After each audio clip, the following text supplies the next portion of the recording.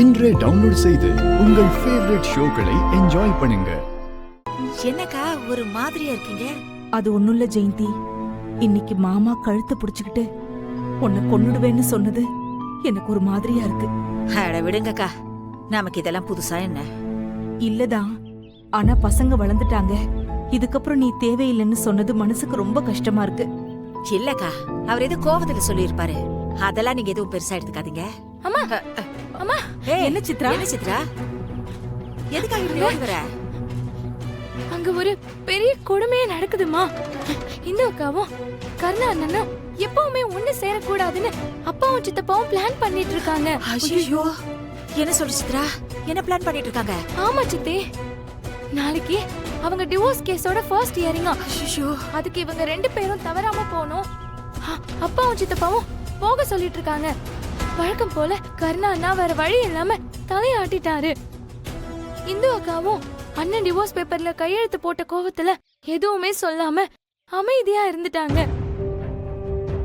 அப்பாவும் சித்தப்பாவும் இந்த ஹியரிங்க்கு போய் இந்த கேஸ் ஒழுங்கா நடந்துருச்சுன்னா 6 மாசத்துல இவங்க ரெண்டு பேரையும் பிரிச்சுட்டு கருணா அண்ணனுக்கு புவனா அக்காவை கல்யாணம் பண்றதா பேசிட்டு இருந்தாங்க. ஐயோ, இப்ப என்ன பண்றது? ஏதாவது பண்ணணுங்க. இதை விடக்கூடாது. நாம நல்லா இருக்கணும்னு நினைக்கிற இந்துவும் நல்லா இருக்கணும். அவங்க பிரிஞ்சிடக்கூடாதுக்கா. அப்படின்னா அவங்கள இதுக்கு போக விடாம பண்ணணும் சித்தி. ஆனா இத நாம இந்து கிட்ட சொன்னா அவ கேப்பாளா? இல்லக்கா, போக கூடாதுன்னு சொன்னா கண்டிப்பா கேட்க மாட்டா. அதுக்கு நாம ஏதாவது பிளான் பண்ணி கோர்ட்டுக்கு போக விடாம பண்ணலாம். என்ன பண்றது? பேசாம நாம எப்பவும் பண்ற மாதிரி நாளைக்கும் விடிய காலையிலே இந்துவை கூட்டிக்கிட்டு வெளியே எங்கேயாவது கோயில் விசேஷம்னு சொல்லி போயிடலாமா? மா இல்லம்மா, அது சரியா வராது. அப்பாக்கு இந்த விஷயம் தெரிஞ்சதுன்னா நம்மள கொன்னே போட்டுருவாரு. பேசாம கர்ணா ஓட்டிட்டு போற வண்டியோட பிரேக் ஒயரை கட் பண்ணி விட்டுலாமா? ஏன் சித்தி, பைக் இல்லைன்னா கார்ல போயிடுவாங்க. நீங்க வேற ஐடியா கொடுக்கறேன்னு.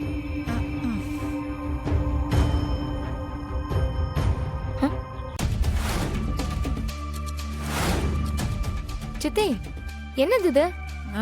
அது ஏதோ கபில் ஷோமா. அதுல புருஷன் பொண்டாட்டிய கலந்துட்டு ஜெயிச்சா 50,000 ரூபாய் பணம் கொடுக்கறதா சொல்லி இப்பதான் ஒரு பையன் வந்து கொடுத்துட்டு போனான்.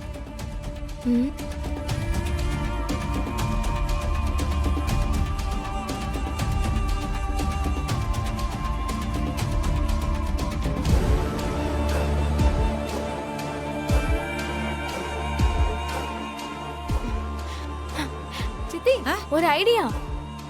என்ன ஐடியா?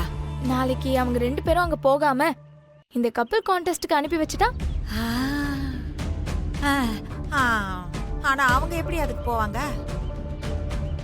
கண்டிப்பா ரெண்டு பேரும் முடியாதுன்னு தான் சொல்லுவாங்க. அதுக்கு என்கிட்ட ஒரு ஐடியா இருக்கு. என்ன பண்ணணும்னு எனக்கு தெரியும்.